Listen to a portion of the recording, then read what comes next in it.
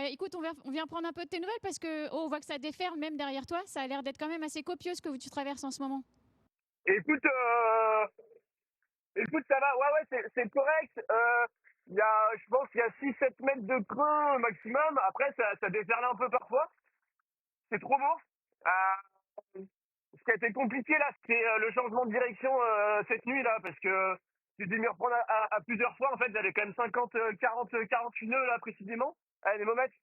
Et je voulais virer de voir, sauf que mes virements là, ils voulaient pas passer. Je me retrouvais face au vent et le bateau il voulait pas abattre. Alors j'étais recouvert par les vagues, donc j'ai dû empanner. Donc c'était un peu sport. J'avais un peu peur de voilà, mais ça l'a fait.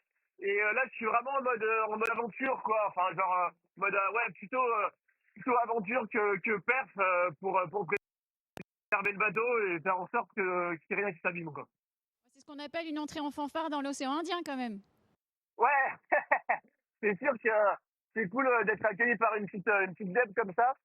Euh, mais ce qui est sympa, c'est que, mais par contre, il fait pas spécialement froid. Euh, Mais la houle est longue, le dernier gros coup de vent, c'était hyper rapproché, du coup c'était vraiment pas confortable. Là comme c'est assez long, ça permet de surfer, quoi, c'est quand même plus confortable. Et j'ai vu mes premiers albatros aussi, là on a un petit rayon de soleil en plus. Et, et puis voilà quoi, et sinon non, sinon tout roule, hein.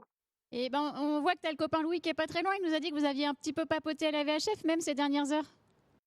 Ouais, carrément, c'était rigolo de l'avoir. J'ai vu il était pas loin de moi là hier. Je le sentais un petit peu. J'ai eu des petits soucis à régler sur mon bateau.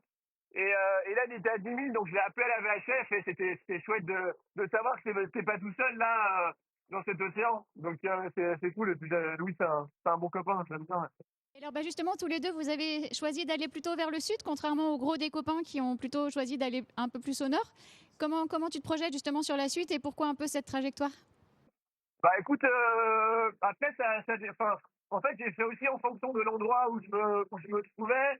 Bon, c'est sûr que j'aurais pu la jouer plus cool et rester au nord pour avoir un peu moins de vent, un peu moins de mer. Mais moi je trouvais ça aussi sympa de commencer par du coton dès le début, tu vois, pour se remettre un peu dans le bain. Et puis ça permet de faire une route un peu plus courte aussi.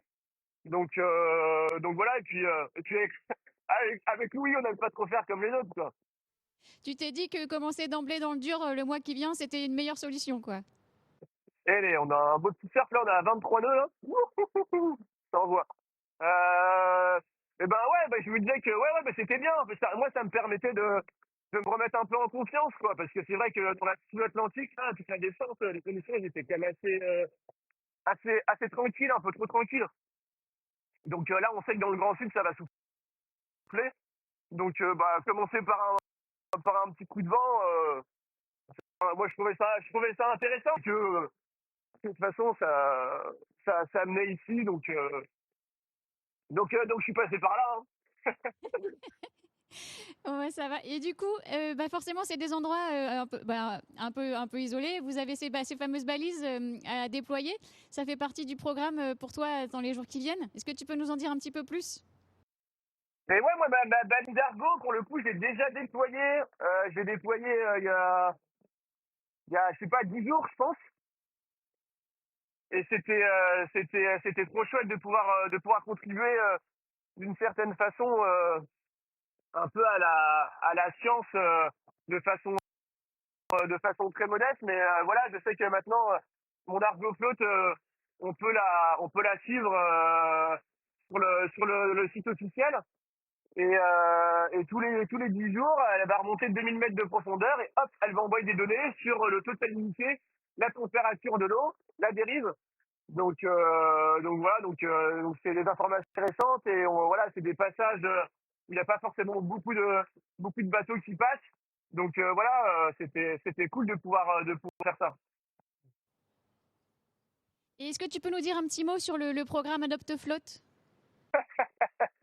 Et ouais. Et ben écoute, la bouée, elle a été dédicacée par l'école. Alors je dis pas de bêtises, c'est l'école de bouée, c'est Jules Prévert. Non, je sais plus. J'ai un petit trou. et ils l'ont nommé la baleine. Et ils ont tous mis un petit mot dessus.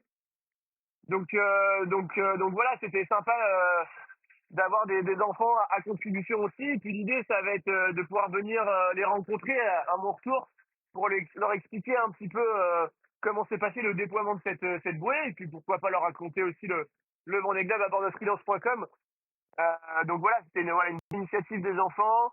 Et voilà, c'était une opération rondement menée avec chacun une étape précise à faire.